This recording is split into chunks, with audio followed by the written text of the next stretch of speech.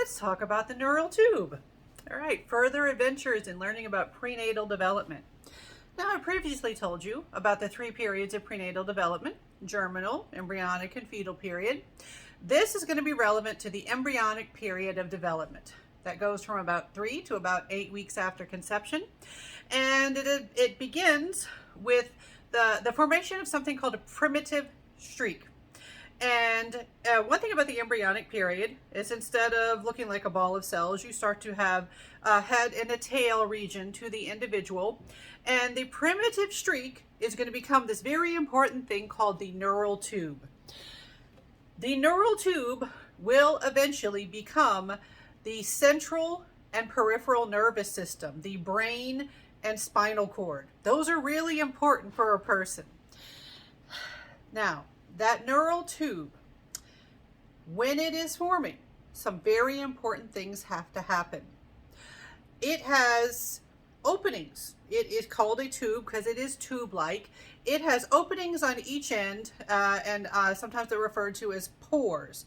You essentially have a top and bottom, or front and back one. Or if you want to get really fancy and use some biology terms, an anterior pore and a posterior pore. Why do we care about these pores? Why do we care about these openings in the neural tube?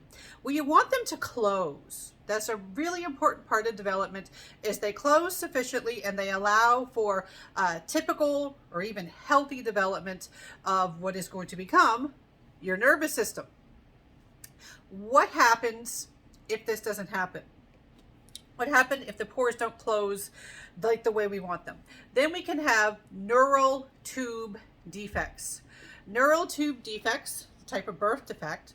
And with neural tube defects, the type of symptoms that you see is going to depend on which pore didn't close the way you wanted it to. And so if the posterior or front or top or head area pore does not close, you have an individual developing where the brain does not develop. And this is a situation, it's not compatible with life. And you know, you have heard horrible stories of people having to give birth to a baby that did not have a brain. This is a condition called anencephaly, and like I said, it's not compatible with life. That's a really bad neural defect to have. Now, what if the posterior or back or bottom pore does not close? Then you have a condition called spina bifida. Now, with spina bifida, the symptoms you see, they can vary in severity, but you're going to have problems with the spinal cord, with control of the body, with movement. And the thing about spina bifida is that nowadays medical science has figured out ways to intervene early on. If it is known that there is spina bifida, they can even do surgery while the person is still in utero during pregnancy. And that can seem like a scary thing to happen, but whereas when I meet older individuals with spina bifida, they have more severe symptoms, like more impaired mobility, not being able to use their extremities.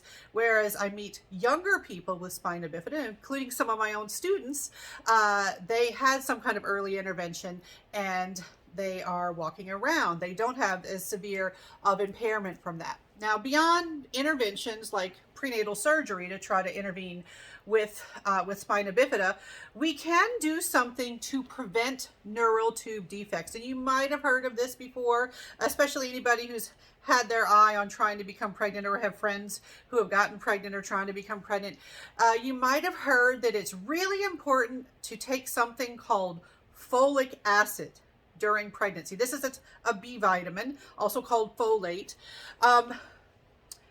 Folic acid, if you have it in sufficient amounts, it doesn't guarantee that you won't have neural tube defects, but it does reduce that risk. Now, very importantly, to see the benefits of taking folic acid, though, you need to take that before the pregnancy, ideally 3 months before the pregnancy begins, before conception begins, using that system where we start at conception. How are we going to do that? What if you're not trying to become pregnant? Well, if you're trying to become pregnant, any doctor that you meet with and you tell them you're trying to become pregnant, they will say, are you taking a prenatal vitamin? You need to start taking it now. And prenatal vitamins, pretty much all the ones I'm familiar with, they have folic acid in them. They also, some people would just say you should be taking a vitamin anyway, like a multivitamin. A lot of them, especially if they're like women's formula, they may have folic acid. Another thing that we've done in the United States is a lot of cereal and grain products are fortified with folate or folic acid. They just put it out there so anyone who has the potential to become pregnant could get that stuff in their system. All right, so it doesn't improve the flavor of the foods. They just do that because they want to prevent neural tube defects, whether they're involving you in the process or not. So sometimes people have been getting a little bit of folic acid, even if they didn't realize they were getting folic acid. All right, so that's a little bit of information about the neural tube, which is very important in trying to prevent defects in that neural tube that can lead to birth defects.